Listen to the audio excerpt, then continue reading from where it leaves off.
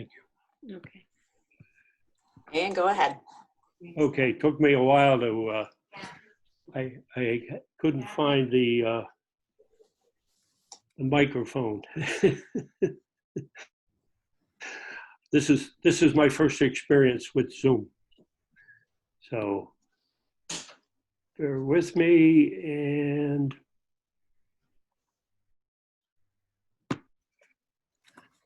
call to order. Can you hear me? Yes, I can. Can you guys hear me? This is Sue. Okay. Yeah. I hear you, Sue. Okay. Call to order. The roll call, please, Sue. Rudaba, Present. Sal Graven, Heidi Kelly, Here. Sid Garrett, Mr. Mannix, Here. Mr. Russell, Mr. Burke. Sid had indicated she was going to be attending. I don't know what's going on. You can have people who are trying to figure out how to do this, okay? That I don't know. I know I got a late notice. Well, I got a notification mid-morning that Sal Graven could not participate because he had to do something with his daughter. So he dropped off, but I had not heard from Sid. Yep.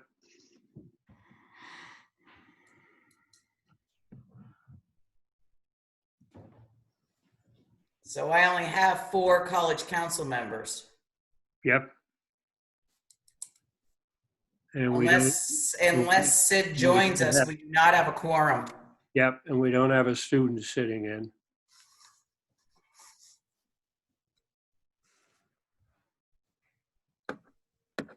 Yep.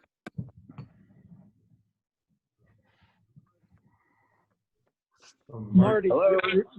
Rudaba is participating. Somebody was This is, trying to Yeah. speak. No, This- yeah. Yeah, this is Dan Burke. I just dialed in. I'm also participating as a student. Just Dan Burke just called in. Called in, and I can see you. Okay. All right. Sue, did you hear that? Yeah, Mr. Burke is on, but we only have 4. Okay. I think it took me a minute to figure out I could zoom in easy, but you had to call the number. Yes. You might want to hold up a sign to tell everybody to call in. I guess I'm confused.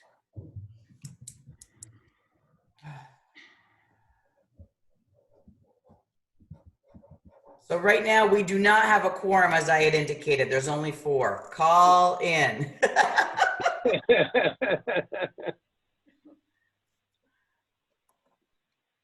Did I just hear somebody say all in or No. no? Okay. Let's keep going and see if Sid doesn't join us, okay? Yes.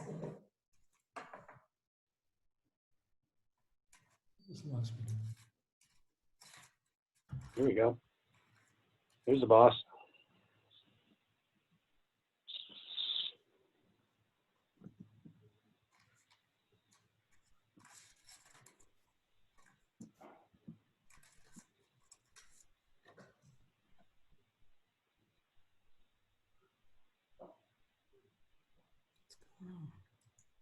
Okay. We can't approve minutes because we don't have a quorum.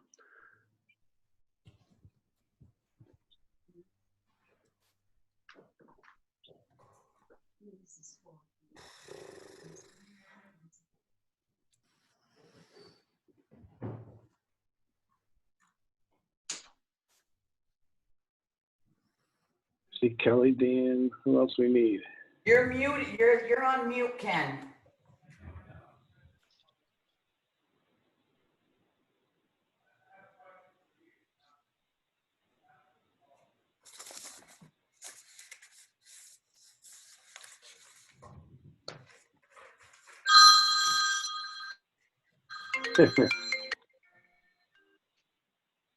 Hello.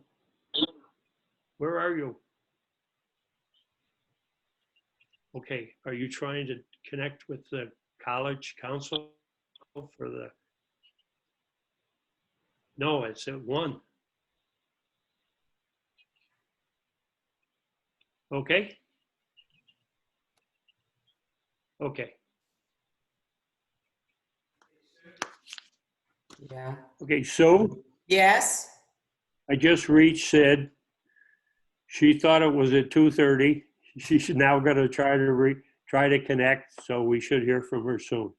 So what, do we just want to proceed with the agenda to keep things moving? Because I know there's a lot going on after this meeting. So, and That's then we right. can just come back and approve the minutes? That's right. Perfect. That's exactly what we'll do. Okay? So we'll skip over approval of minutes. We'll skip over approval of meeting dates. We'll go to public comment. Do we have anybody there who wants to make comments? Who's missing? We're all good. Sid's gonna get connected. Okay, because I was gonna just call somebody.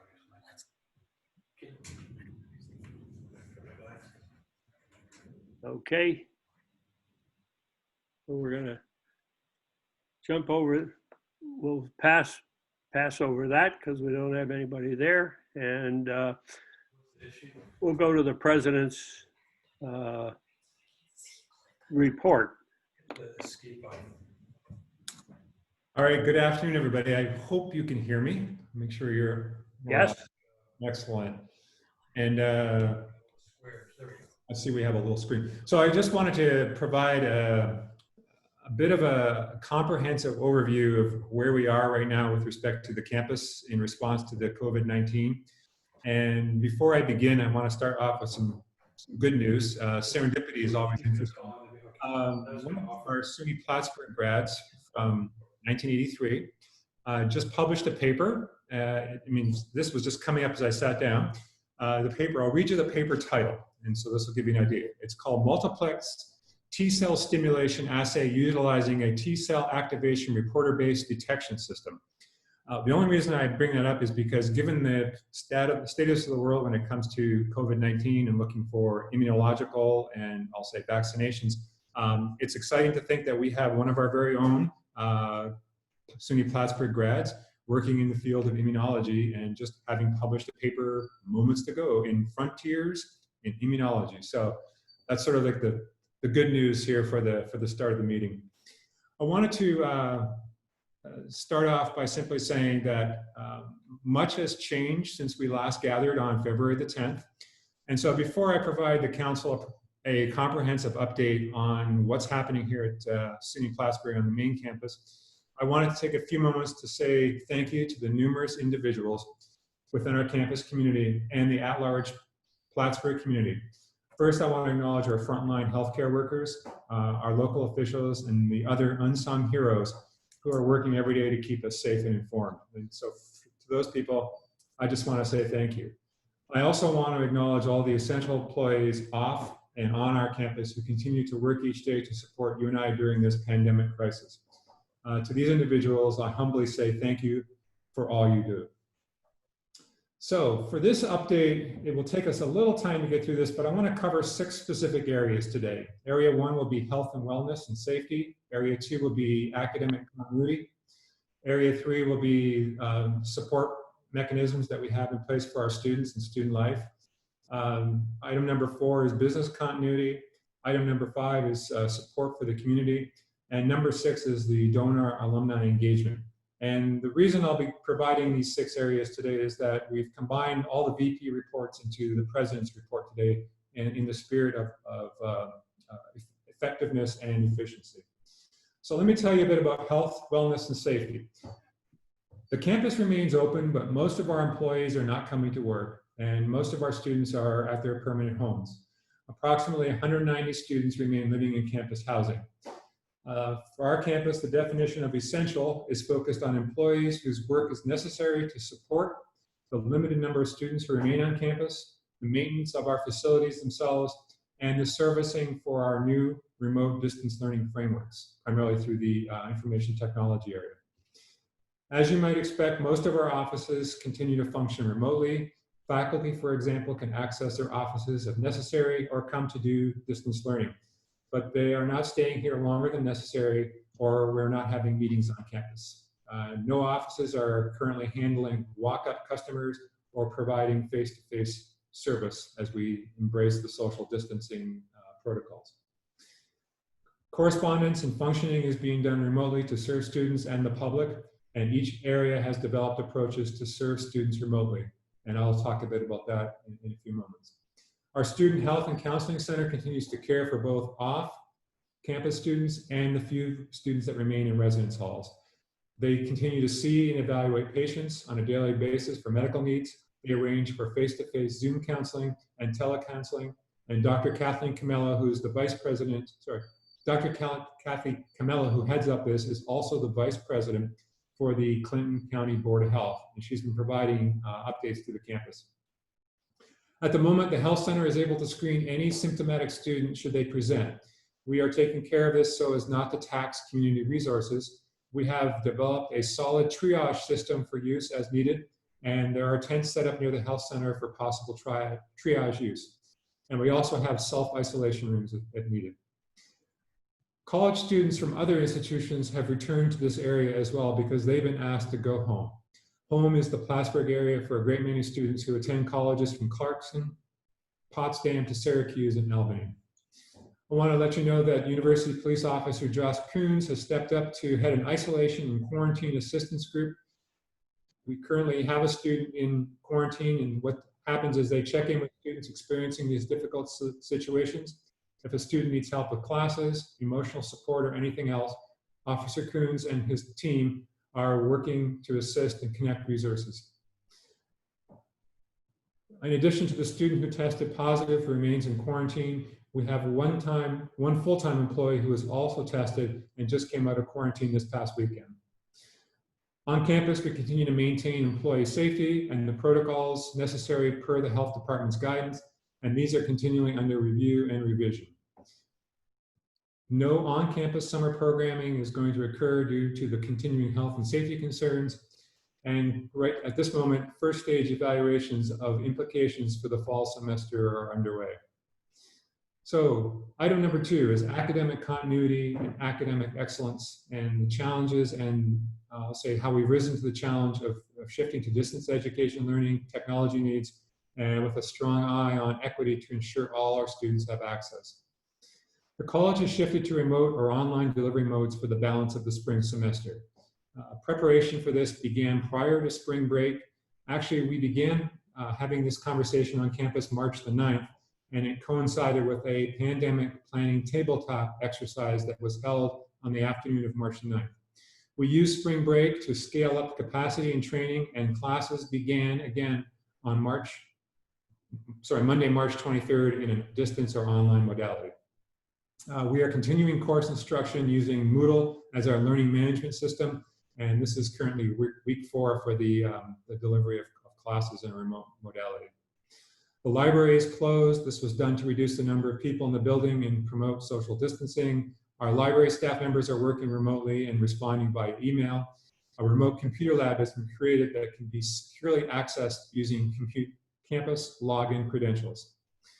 The staff in library and information technology services have provided critical assistance to the faculty and students for distance learning. Dean Holly Heller-Ross has shared with us that there were approximately 2,846 Zoom meetings in the first 2 weeks. Essentially, this equated to 1,104,968 meeting minutes with actually 28,831 participants. It is clear that this unplanned shift to remote learning has been embraced quickly and supported remarkably. LITS has also worked to loan out laptops to students, has added online resources, and has managed bandwidth to be able to support our increased Zoom activity.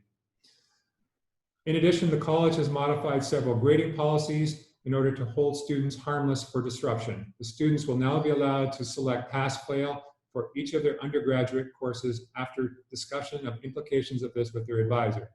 The pass-fail option will not be available for graduate courses. Students have the option to select pass-fail up until 1 day after final grades are posted, or they may choose to keep their letter grade at that option as well. Academic advisors are currently providing students on issues such as graduation honors, minimum grades in professional programs, graduate school applications, course transfer, and GPA calculations as it relates to the selection of a pass-fail option. We're also suspending academic dismissals for the spring 2020 semester. Students whose cumulative GPA falls below 2.0 will automatically be offered reinstatement on academic probation with participation in our various academic support programs this fall. Students who opt not to return on probation will be allowed to withdraw rather than being dismissed. And finally, under this section, I want to indicate that some of our course structures have changed as faculty have moved courses to remote instruction. Faculty approaches to remote instruction vary and can be modified as students and the faculty gain experience with Moodle and remote instruction. The faculty have been encouraged to make such changes in course assignments and requirements, and essentially with the understanding that it's challenging to continue to do what we did in the past in face-to-face course activities. And I'll just take a moment here to indicate that there's a group that meets on Friday afternoons. The first meeting was I'll call it a faculty happy hour to discuss some of the initial feedback and I'll say impressions of what the online experience has been so far. And that group met last week and also the week prior to that as well. And I believe there's a fourth installment scheduled for the end of this week as well. I'm going to try to attend if I can get off the chancellor's call early enough on Friday. The next section is support for students and student housing. As I noted earlier, students were asked not to return to campus after spring break. And currently, students who remain on campus are there because they're in a must-stay category. Either they are an international student or they're a student where other safe living or dining arrangements could not be made. The broad purpose of moving to distance learning was to reduce density and promote social distancing. And as I indicated, there are 190 students remaining on our campus residence halls. We suspended the campus shuttle, and the SUNY Plattsburgh Child Center is now closed. Also, all scheduled campus events have been canceled or postponed. Our Title IX office remains operationally remotely, and the direct bias response team is working remotely as well. Dr. Michelle Cromwell wrote an op-ed piece for the Press Republican that highlighted the need for greater attention, speaking up on behalf of students of Asian descent. And Dr. Cromwell is preparing a podcast for further engagement, support, and awareness. Student support services, student accessibility services, and EOP, or the Educational Opportunity Program services, continue to be available through online platforms. A team of advisors with participants from enrollment and student success and academic affairs are currently reaching out to individual students via telephone. These advisors are spending time in telephone conversations and connecting them with other support services as needed. It is an extra hand students may need in order to successfully complete the semester. We will work with students to determine the amount of credits and refunds for residence halls, meals, and fees that they don't use for the remainder of the semester. Details of this should be presented to the students this week. And commencement ceremonies have been rescheduled to December due to health and safety concerns. However, we are examining options to help our graduates celebrate in May. The next section I want to highlight is business continuity, our facilities, our asset protection, and our non-essential employees. Our 2 spring open houses are not being held on campus this semester. However, the first was held on Saturday, April the 4th in a virtual modality, and it drew wide participation with 583 participants. We received tremendously positive feedback from the parents and prospective students who attend. Our next open house is on Saturday, April the 25th. Currently, other planned events, including space that had been reserved by external groups, are canceled or postponed for the upcoming months. And we're communicating with these organizations about possible rescheduling for later in the year or early next year. The state of New York has suspended all day program services. Other external programs that are affected, so other external programs are affected by this. That includes the autism intervention programs and the neurophysiology clinic and the psychoeducational services, for example, that are now ended for the semester. As you all know, the winter and spring seasons for the Cardinal Athletics were also canceled. This included the playoffs involving the NC2A Division III women's hockey team. At the moment, we are working closely with SUNY to address the financial impacts of remote instruction, distance learning, and campus housing changes will have on students and families. As you know, the federal government passed the CARES bill, which will provide some stimulus and relief to the campus and to higher ed.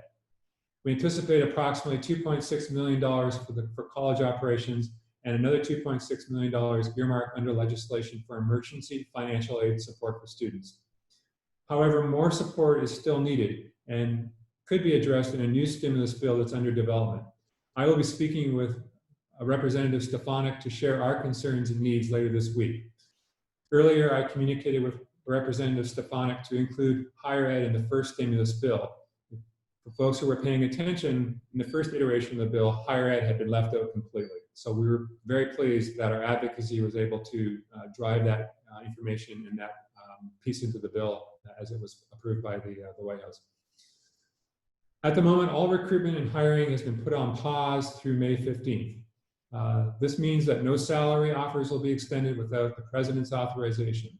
Our 2 vice presidential recruitments are critical to the college, and so they are proceeding at this time. Also, all non-salary related expenditures are suspended. If there's a critical expenditure that is related to the health and safety of the campus, it will need approval from the respective vice president and then the president. A requisition must be used for all expenses effective immediately. This directive includes all P-card and T-card expenses, and as such, the dollar limits on these cards have been reduced to $1. As you might expect, there is a first stage evaluation of the fall semester that's currently happening. This will run through various scenarios of the resumption of face-to-face instruction, what it might need to look like, ranging from full resumption to some sort of continuing of distance learning. From my perspective, this is a critical moment in the viability and the sustainability of our college. The actions we take at this time will contribute to make the future less certain and prepare for the future. Planning is necessary to address concerns about safety, and also I'm concerned about avoiding a second wave outbreak of the virus on our campus. What I will say is that all this planning work must be grounded in the reality of what is possible. It must be based on data and facts, and it must resist magical thinking. I believe it must be an honest, transparent, and inclusive of all the stakeholders in our campus. And I think as a final statement to this area, this is an opportunity to affirm our commitment to shared governance, leverage the talent, skill, and time of our employees to support the college's goal to always be student first and to ensure student success. The next area I want to speak to is community support. Many of our faculty, staff, and students and alumni are helping the wider community through this crisis. For example, Dr. Michael Walters, who's an associate professor and chair in physics, and the Upward Bound program are using 3D printers to make face shields for our area healthcare providers. Collectively, SUNY Plattsburgh is preparing Moffett Hall and possibly another residence hall for use by the Champlain Valley Physicians Hospital, or CVPH, should it become necessary. This would be in the event that space is required to care for local patients. The need does not yet exist, but it's prudent to plan and be prepared to assist if we're called on in this way. And finally, I want to acknowledge that the School of Business and Economics Dean, Romino Ortiz-Walters, connected to alumni and others this past week through a virtual professional community development opportunity. This occurred on Zoom and included 6 area professionals and helped participants prepare for crisis management and reinforce the importance of self-care. The last section I want to talk with you about is donor and alumni engagement. Institutional advancement staff has created #CardinalStrong pages offering many tools of support and good news that are being very much appreciated during these trying times. These include supportive resources, engagement opportunities, and inspirational messages about our alumni on the front lines of supporting the citizens of New York. The Plattsburgh College Foundation has created the COVID-19 Emergency Response Fund to support our SUNY Plattsburgh students. Resources will mitigate the negative impacts that COVID-19 and the delivery of college service and help the delivery of college services to students. A link is currently on the college website, and it's on our /coronavirus webpage. The priority for this COVID-19 emergency fund is to ensure students are able to continue their educational experience with as little disruption as possible during this challenging time. The fund may provide emergency grants to students who are facing unexpected financial needs directly related to the COVID-19, the Student Health and Counseling Center to care for students directly affected by the virus, and to assist in decreasing the spread, and also provide immediate support for the development and implementation of new student advising. We'll also support coaching and mentoring programs, and also help to cover activities that were previously offered through on-campus and in-person activities. So for my final comments this afternoon, I want to recognize our phenomenal faculty and staff who work daily to support our students in every possible way. To each and every member of the Cardinal family, I wish to say thank you. I'm so proud of each and every one of you for your innovation, your resiliency, flexibility, and generosity. These individuals are making a huge difference in the lives of our students. I couldn't be prouder as your president. Marty, that's all I have to say today.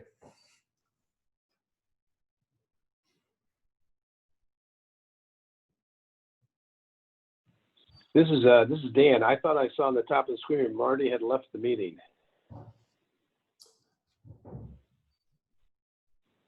I would say that's an Did you hear interesting. me? I don't think he did it on purpose. Okay. He probably did that. No. Yeah, the wind is wreaking havoc where I am on Point of Rush with the Wi-Fi, so I don't know where he is. But All right, what do you want? You want me to take over? I think that's a great idea. Okay, is that all right? Okay. I vote yes. Okay, so, but with the loss of Marty, we lost our quorum, so we can't go back to any of those approvals. But thank you, Dr. Agnetti. And then next is the chair's report, so we'll skip over that. And we'll go to Rudaba, the student report. Hello.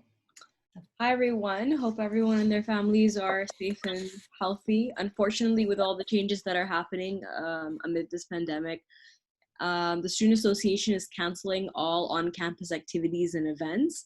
And because of this, all budgets under the SA are not and cannot be accessed either. So we're currently working on refunding a percentage of the SA fee to all students. But on the other hand, the SA is still very active from a virtual capacity, and we're working hard to update students on all challenges that are changes that are going on. We're also hosting Q&A sessions every week and have an open survey where students can express any concerns they have, and those are forwarded to respective offices if we can't answer them. We're also trying to keep building our community and support through hosting different virtual activities and events through social media platforms of Instagram and Facebook. Please feel free to follow us there at SA Plattsburgh if you would like to keep up with our efforts. The Student Association budget has also been finalized by our Treasurer Ha for 2020 to 2021 and will be presented for approval during a joint session this Wednesday. The SA and I have also been working on interviewing candidates for the VPESS position, Provost and VPAA. We just had a session at 1 p.m.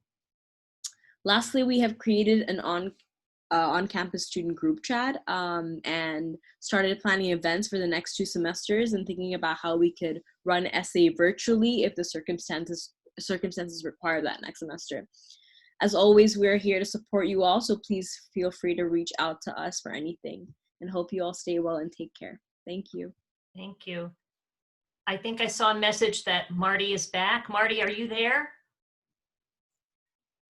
Yeah, oh, I saw one too, but Okay. Well, there he is. Okay, Marty, you're there? Can you hear me? Yes. Okay, I got knocked off. I don't know what happened, but I ended up being able to get back in. I went back around and came and applied to come back in, and it accepted me. Good. Okay. So, and I see Sid is there. So, Yes, I've been here for a while. okay, so as long as that's the case, we'll go back, and if that has not already happened, I'll accept a motion that we accept the minutes from our last couple meetings that we had. We had the I so meeting- move. we had a This is meeting- Dan. This is Dan. I second it. Okay, thank you. Those, actually, I think we have to do them separately, but I think we're covering our meeting in, and I'll ask Sue to correct me if I'm wrong, because because I'm doing this electronically, I don't have the agenda in front of me as I'm doing this, because it's covered by this. Okay, here we go.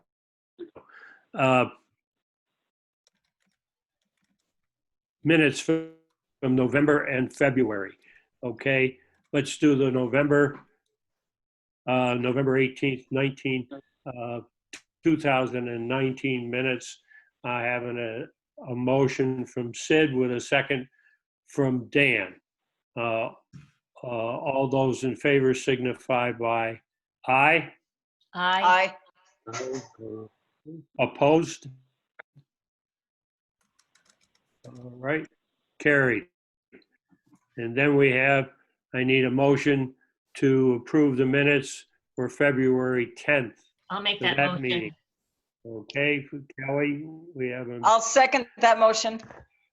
and a second from Sid. So we have a motion and a second on that. Okay, all those in favor signify by aye. Aye. Aye. Aye. Okay. Okay. Any negatives? Okay. Any abstentions? Approved. Thank you. Now, we also have, need a motion for approval dates for balance of 2020 and for 2021. And I'll just read those dates. September 14th, November 16th, and in 21, it'll be February 15th and April 12th. Those are our next four meetings. So I need a motion in approving the selection of those four dates as the next four meeting dates for the College Council. So, I'll make that motion. I'll okay, second it. we have a motion and we have a second. All those in favor signify by aye. Aye. Aye. Aye. Okay. Aye. Opposed? Okay. All right, very good. Motion- Marty, we just have to go back to item number 3, approval of the agenda as written today for today's meeting. Very good. Thank you, Sue. Jumped right over that. Okay, I need a motion to approve the agenda for today, and would ask again for one of our board members to make a motion, and then we need a second on that. So, I can motion. This is okay, Rudolph. all right. Thank you very much. And I'll We second have- it. Dan. All right, so Okay, we have a motion from Rudolph. Gaba, Mhm. and we have a second on that from Kelly. Heidi. And Heidi, Aye. excuse me.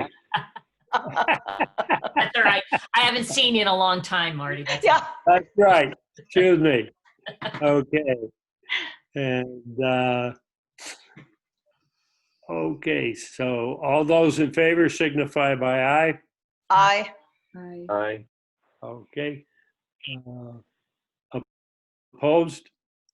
Motion carries. All right. And, okay, so now we're down to the chair's report. And the chair's report is relatively brief. I will fill you in a little bit on the, we did get a report from the Association of College Trustees, which is an organization we have an affiliation with. They have canceled the annual meeting that was scheduled for later this year. And in canceling that meeting, one of the things that would have taken place at that meeting would have been an election of officers for the 2021 year.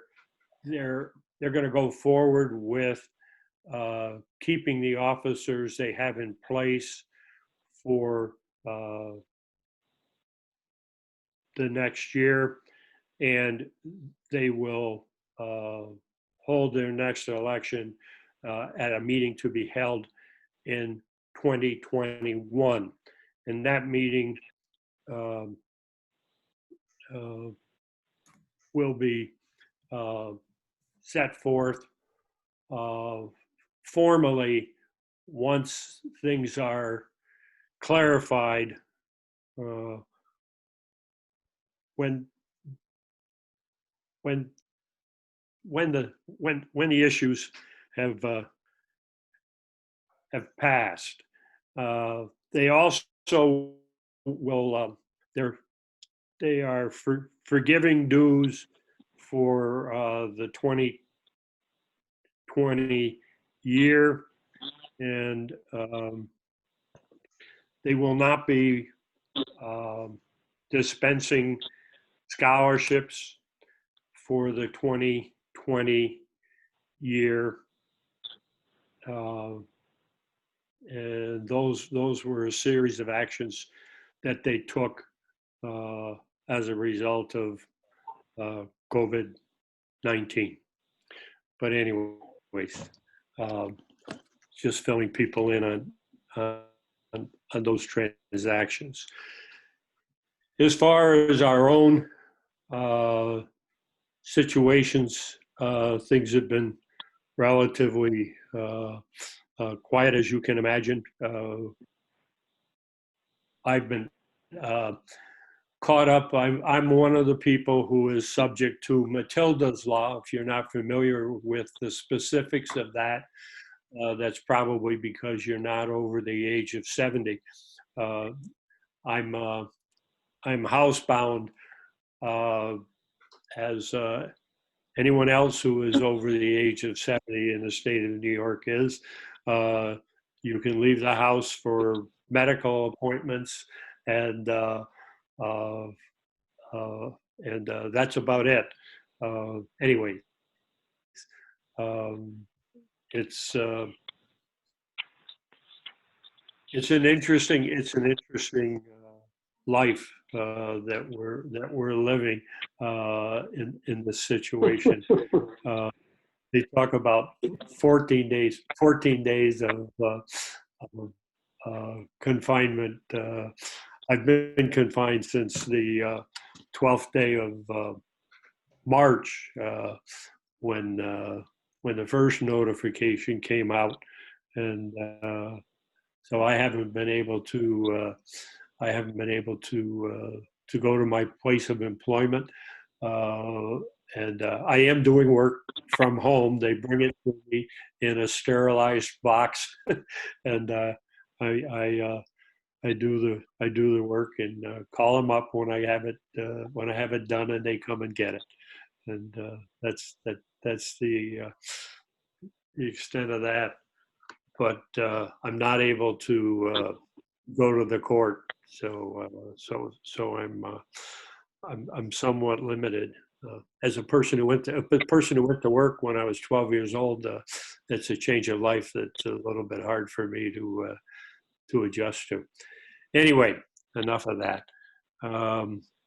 Where we are with this is we're like, I'm sure many of you are. We're anxious to find out what the future will bring. But on the really important part of it is we spend our time in communication with our loved ones and our friends, and say our prayers that that everyone is safe, and we feel blessed that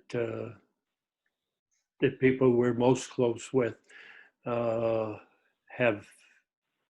not been touched by this disease, and watch daily and bleed for the people that that are struggling with the loss of loved ones, because it's an awful tragedy for people to deal with, and for them to lose life and not even be able to be with the people who have the disease has got to be the worst curse of it all. Anyway, again, that's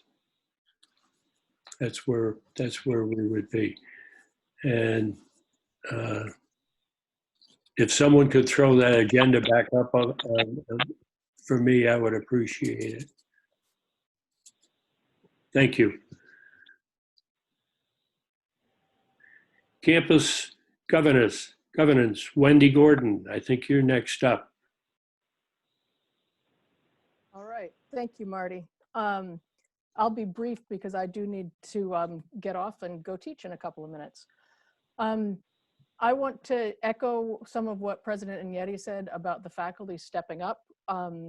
Every single person that I have talked to has jumped into doing this with a good will. And for some people like me, it was a relatively straightforward transformation. And for others, they've never taught online. They've never done anything online. And it's been a huge lift for them to be able to get in touch with their students and to be able to teach them in this format. And across the board, everybody is doing their very best at it. And so even kind of the usual suspects that I would expect to complain about it because that's what they do, nobody's been doing that. Everybody has just said, yep, we've got to do this. We need to do it for our students. And they've stepped up with a will and done the very best that they can. What we have all learned is that teaching in this format takes a lot more energy and time than teaching in a classroom does. And partly that's because we're learning new skills, but it's also because if you're going to engage with a student, it's happening one-on-one. In a classroom, I can engage with 40 students at once. That's really hard to do online. And so in doing assignments that I usually give to students in groups, and I get 9 assignments from my 40 students, now I'm getting 40 assignments from my 40 students. And so every little thing takes a lot longer. What that has meant for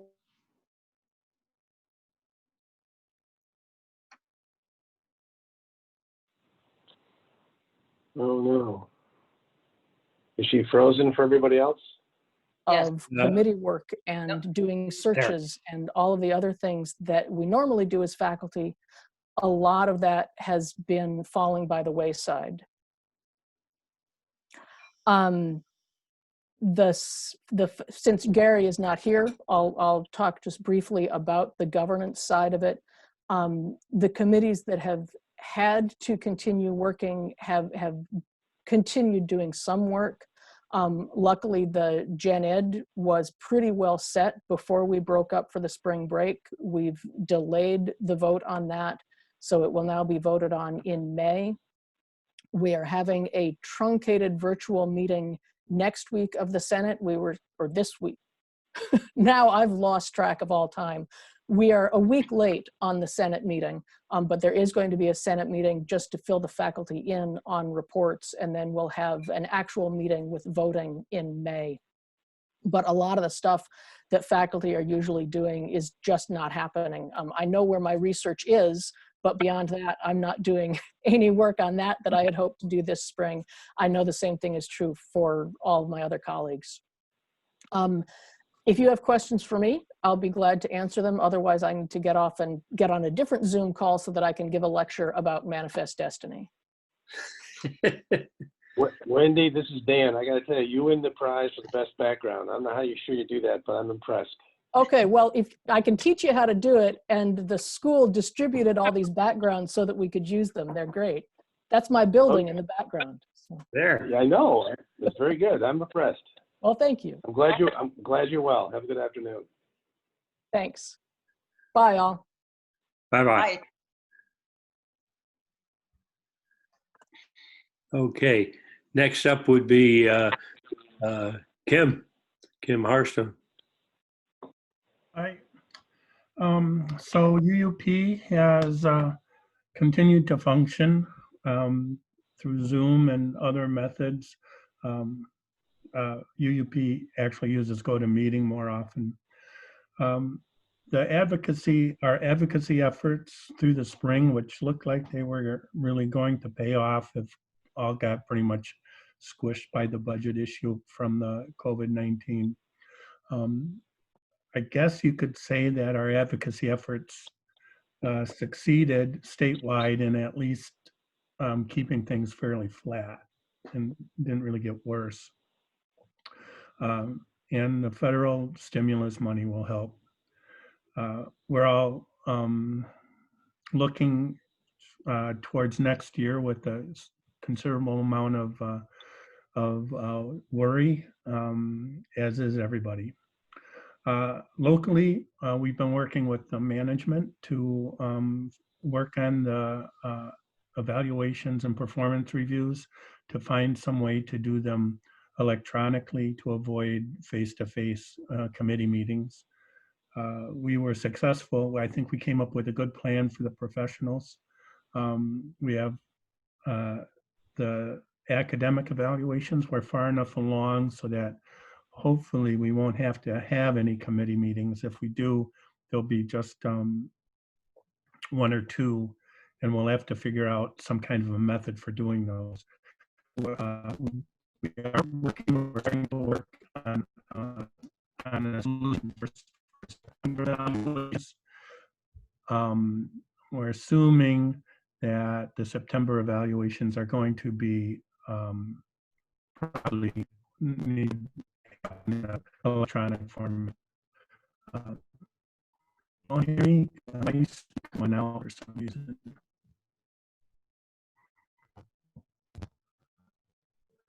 Okay. Management is working on several issues that are connected with COVID-19 response, mostly trying to fill in the cracks for the people who don't fit in any definition or are in between places in terms of the response. One of the things they're looking at is support for adjuncts. A lot of time in order to do courses. Support for essential employees who have been receiving overtime or has been working overtime that would not be able to be compensated through a this kind of commitment. This is especially true in hospitals. Hospitals have been flat out. And also hazardous duty pay for some of the employees who have had to put themselves in dangerous positions. Again, this is especially true for hospitals. There are some examples that are in this category also. Of course, you know, this is all management. I have no idea at all what the budget implications will be for any of this. So that's, again, I would like to echo Wendy and President Agnetti in praising the faculty and stepping up as really as much as they possibly can. It's been pretty hard on everybody. It's been harder on people. You know, at least we've all got a paycheck coming, which is a blessing. It's been hard on everybody. It's been hard on the students. Thank you.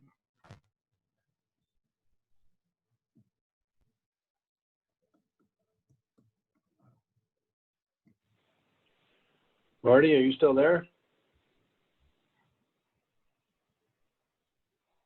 I don't see him. I think we lost Marty again. Yeah. Yeah, just said we lost him. Okay. Is there any old business? All right. Anybody have any new business?